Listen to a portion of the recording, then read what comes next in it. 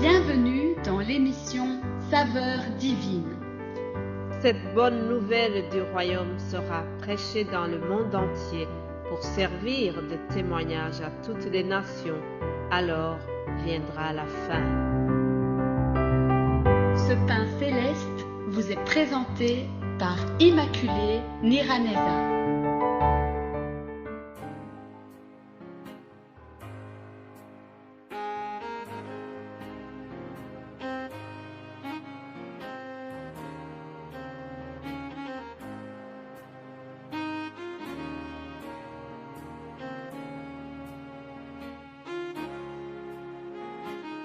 Je vous salue très chers amis, vous tous qui êtes à l'écoute de l'émission Saveurs divines, que le nom de l'Éternel soit élevé. Nous voulons remercier d'abord notre Seigneur parce qu'il nous donne le souffle de vie, parce qu'il nous fait la grâce de vivre aujourd'hui. Je remercie l'Éternel qui me fait arriver ce vendredi. Toi aussi, si tu m'écoutes, que tu es en bonne santé, que cela soit vraiment une action de grâce aujourd'hui, que nous puissions ensemble élever le nom de Dieu et lui donner toute la gloire, car il nous a donné de vivre aujourd'hui et il nous fait cette grâce d'arriver dans la dernière semaine du mois de septembre. À lui la gloire, à lui l'honneur dans tout ce que nous faisons. Alléluia. Sois donc béni, toi qui écoutes ce message, et je suis vraiment heureuse de partager ce que la parole de Dieu nous a réservé aujourd'hui. Nous continuons notre personnage si passionnant, Abraham. Hier, je vous ai présenté Abraham qui avait presque déprimé, qui était découragé, qui voulait faire un arrangement parce qu'il voyait que la promesse de Dieu tardait. Mais faisons attention, chers amis. Nous ne devons pas chercher à nous arranger nous-mêmes. Dieu n'a pas besoin de cela. Il se suffit lui seul. Alléluia. Dieu n'a pas besoin qu'on l'aide. Si tu vois que la promesse de Dieu tarde, ne te décourage pas. Il a un projet merveilleux pour toi et sa destinée pour toi ne peut pas changer. Dieu n'est pas un homme pour mentir.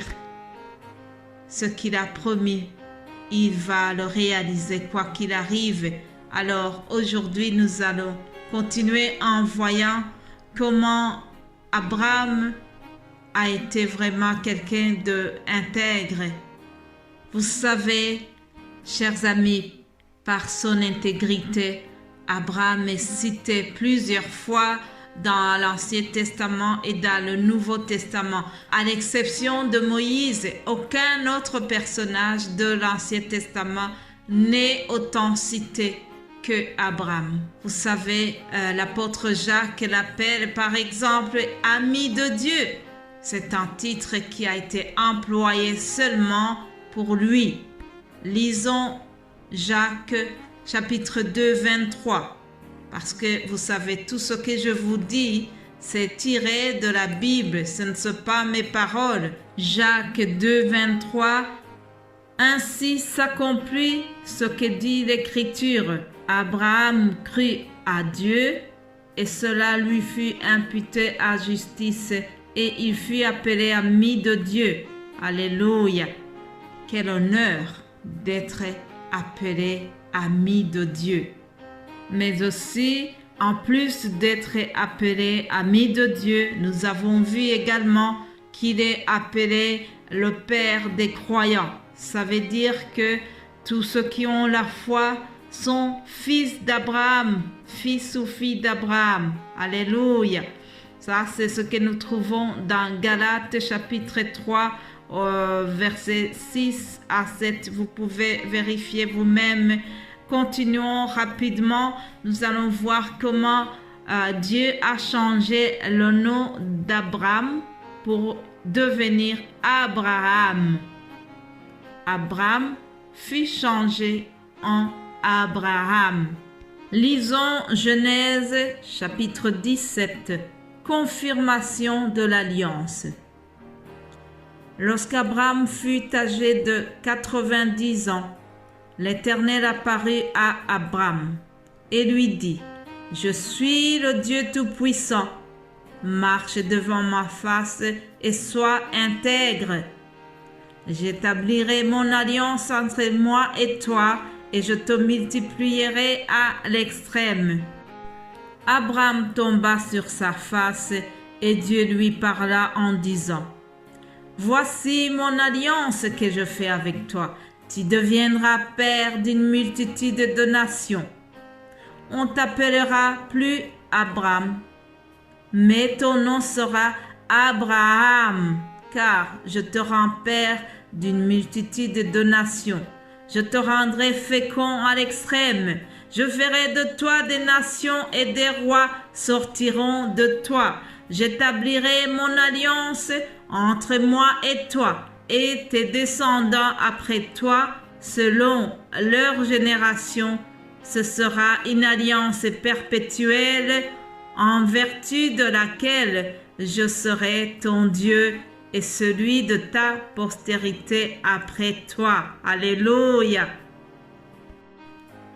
Je te donnerai et à tes descendants après toi le pays que tu habites comme étranger, tout le pays de Canaan en possession perpétuelle. Je serai leur Dieu. Que toute la gloire revienne à ce Dieu qui donne une telle promesse à Abraham. Alléluia. Mes bien-aimés de Dieu, nous venons de voir encore comment Dieu a renouvelé la promesse, comment Dieu a renouvelé l'alliance qu'il avait faite avec Abraham. Rappelez-vous, tout commence lorsqu'Abraham était âgé de 75 ans ou 75 ans pour nos compatriotes belges. Et donc, il avait cet âge-là lorsqu'il a quitté Charan. C'est ce que nous avons vu dans le chapitre 12, des 3 premiers versets du chapitre 12 au début de cette aventure.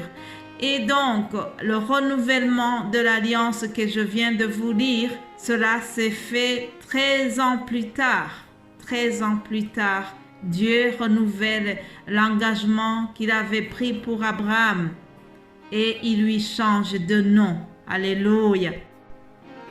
Dieu a confirmé une nouvelle fois le caractère unilatéral de son alliance avec Abraham. Alléluia. Dieu veut changer aussi ton nom. Peut-être que on t'appelait la stérile, mais Dieu veut te changer de nom et tu seras la mère de tel. Vous savez, Anne est restée longtemps stérile et un jour Dieu lui a changé la vie. Celle qui était appelée stérile, celle que Pénina dénigrait tout le temps est devenue la mère d'un grand prophète, Samuel. Alléluia, parce que Dieu est un Dieu d'amour. Mais bien-aimés de Dieu, entre les deux prénoms, il y a juste une lettre qui fait la différence. C'est la lettre H. Dieu lui a dit donc au verset 5, « On ne t'appellera plus Abraham, mais ton nom sera Abraham. » Alléluia, alléluia. Je prie vraiment que Dieu te change de nom aussi. Si tu étais appelé chômeur, que tu sois appelé aujourd'hui travailleur. Alléluia. Que tu deviennes fonctionnaire de l'État quelque part. Alléluia, alléluia. Dieu a un projet merveilleux pour nous, chers amis. Je prie que le destin de Dieu ne soit pas perturbé par quoi que ce soit. Reste dans la foi, reste croyant, que rien ne vienne te retirer du plan merveilleux que Dieu a prévu pour toi.